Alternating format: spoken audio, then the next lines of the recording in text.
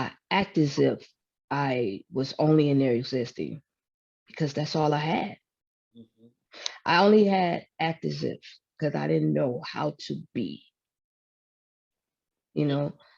A second, you want I a question? Well, I think it's when you got a life sentence. can you hear him? mhm. Go ahead. I think it's a good thing that you think you're not coming out. It makes you stronger. Did that help? Yeah, it did, because I think if you figure that, you know, because I never figured I'd get out, but it makes you stronger in the sense that you won't let people ride over you because you don't give a rat. You know, they take you out or not, or you take them out. You know, like in '80, when I went into Folsom, your life wasn't worth a nickel. You know, the death rate was pretty high, tremendous up there. But I think if you got it set in your mind when you first go in that you're never coming out, you know, you're going to be taken out in a box, that it makes your time easier and more maybe less complicated, less things to think about, because you But you know, well, I'm gonna say right back to you one second, but you had said to us in another session that when you first go in, you gotta adjust to the fact that you're in prison, and this mentality would take place during this initial time when you come in, setting yourself up to believe I'm not. Yeah, that, and you always got the ones that's gonna try you. Okay. You know, and you just take them out, you know. So for April, for your experience, what were you going to say? But I'm gonna say to each his own. Okay. Because it was only time that I was in prison was me missing my family, and sometime them dark moments, I was in there eating. I was in there, you know. I mean, I know by looking at me you can't see it, but I was a hot commodity to even the female staff.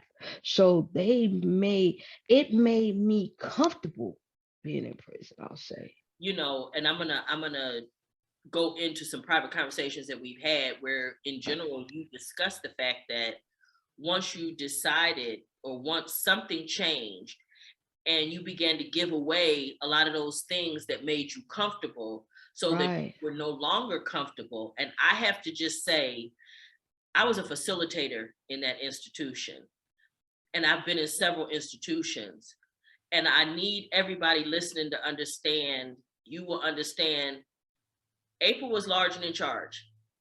Okay, let's just be clear. She was large and in charge. April had the best of everything that you can have in an institution, right? And I know that there were women at your feet, you know, during that time as well. So yes, you were a hot commodity there. And but I want to share this with you too and say this, that it's because you're genuinely a hot commodity anyway. And so last week I had a guest, Whitey from Whitey Enterprises. And what I wanted everybody to understand about Whitey was already a business person before he went to prison. His mindset, his mentality, that was already in him before he went into incarceration. And who you are was already who you were before you went into the institution, so that when you got there and became acclimated to what you were doing and what you were facing, yes, you were a hot commodity because that's who you are. I'm just making the parallel for people who may be watching us week in and week out and understand. You started off by saying that you need to know who you are. And a lot of people don't know who they are, period, whether they've ever been incarcerated or not. They have no idea the power that's in them, the beauty that's in them, whatever things they may be looking for. They don't have no idea that it's in there. So what winds up happening is they let other people define them and tell them what's going on. And as you and I both know, in prison, that can be the most deadly thing you can do. So in any event, continue with, so you know, you're incarcerated now. And you know, I'm by no means glamorizing. No, What no. what it was with me, it was I always felt like what I had defined my worth. That's why your jeans were always pressed, why you always had the latest shoes, all of it. Whatever they had, you had it. Right. And it made me I you know, I had this saying, women to me were like umbrellas. They just helped me go through the storm so I wouldn't get my feet wet. So Wow. it was cold, you know what I mean? And then when I seen that, to me it was like my life was being set up, basically. Because every time I felt down, somebody would come knocking. You know what I mean? When you have chief deputy wardens bringing you steak and the program directors bringing you phones, and you have all these different things, how do you search and see who you are? There's no need. When there's no need. I was who they wanted. That's all I needed to be. Right. Who everybody wanted, but I didn't. Oh, you went mute. Yeah, my phone rung. Oh, okay. I didn't want who. I got to a point. Okay, I did some hard time. Well, I ain't gonna say hard. I did some time where I had to start defending myself against rumors, jackets, that kind of stuff, because I played myself so hard up in there trying to be who everybody wanted, that it was that crowd that was like, let's destroy this person. You know what I mean? And like he was saying, they even tried to put a rat jacket on me. Well, it was a rat jacket on me. And it was like, um, I hear somebody say it, but nobody ever confronted. So it was just always in the air. And what's his name again at that present time? Pike. If somebody had a rat jacket on there for 10, 15 years and never had a fight,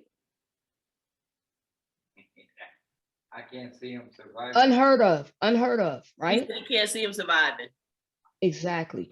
Because it was, and I when I came home and I got on a radio station, I said, I did that. I played myself. So when other people couldn't get to me because I was trying to be so right here, they started muddying my water. You know what I mean? You know what I hear?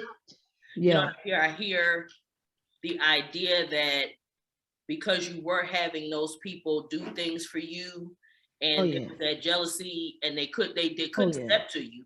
I mean, I know they wasn't coming. There wasn't nobody stepping to you up in there, not like that. So that's why they never came to your face. So of course, the only thing they could do, and they would make assumptions. Oh, well, you got admin folks and whatever, you know, doing stuff for you. You must be snitching, and that makes it a believable thing for somebody who is jealous or weak-minded and wants to believe that. But again, like you said, they never stepped to you with that, because they didn't have the courage to do that. And it started making me like stress in a sense, because it was like I'm trying to chase wind in a bottle. Because like when you hear this person said it, you go to them and they say, no, I didn't say that. Then you go to this person, but all around everybody is saying it. It's like everybody's singing happy birthday, but you don't know whose birthday it is. You know what I mean? So I'm chasing because I'm trying to hold on to a reputation that was so faulty. And it was because I left a lot of hurt people. I damaged folks. I did. I damaged folks by this. You know what I'm saying? By this and by this, because I didn't want any. I felt I wasn't worthy. So let me break you down so I could put you beneath me. And I did that for many, many years. And so in 2010, I got caught with a cell phone, right? And I was like, first thing I thought about is, oh my God, I can't tell my mama how I'm gonna come home. You know what I mean? Unlike what he was saying, I had that family I had to come home to. I never thought about never coming home because I had a family out here, my mom, you know what I'm saying, and my 8 siblings. I wanted to come home. So that's always been my drive. So when what was I saying? I'm sorry. You got caught with the cell phone in 2000. Okay, I got caught with the cell phone, right? So I'm like, oh my God, what I'm gonna tell her, what I'm gonna tell her. So the whole ISU ran up in my room, boom, took the phone, right? Because some girl that I played with her feelings, and because I played her out of a phone, and she, so soon as that happened, I'm like, oh my God, what am I gonna do? So I walked down the hall and got my other phone. You know what I mean? Where they do that at, right? Right. Right. But so this was the life though that you were living on. This is why this was it.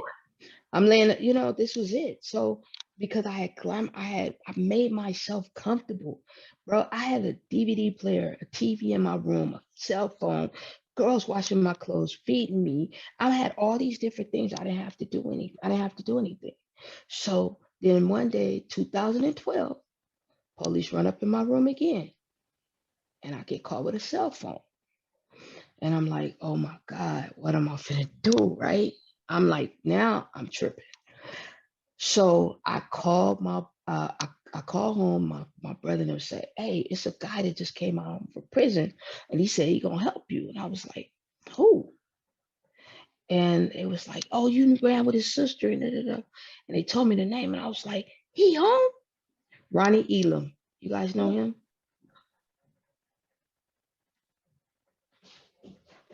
the world is about this big all the way around. I got so many stories about Ronnie Elam, but please proceed. That's like a whole show all by itself. Just the fact that, but anyway, yeah, I remember when Ronnie came home, but go ahead. Right. Yeah. So I used to run with his sister.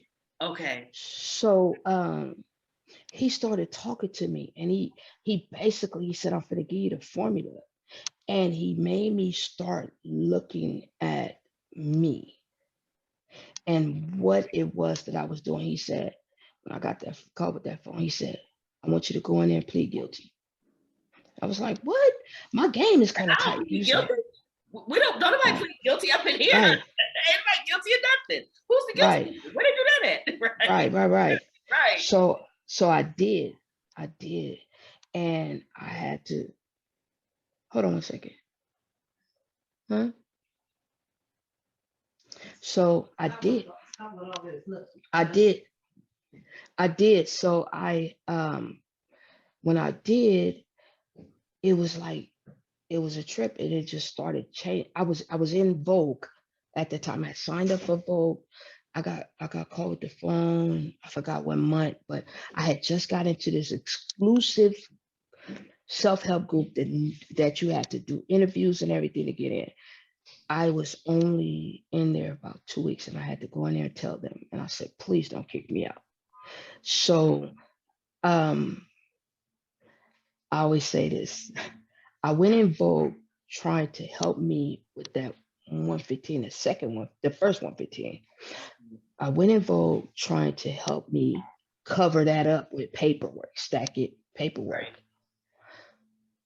So I went, it's kind of like synonymous to, I went to church to use the bathroom and came out with the Holy Ghost.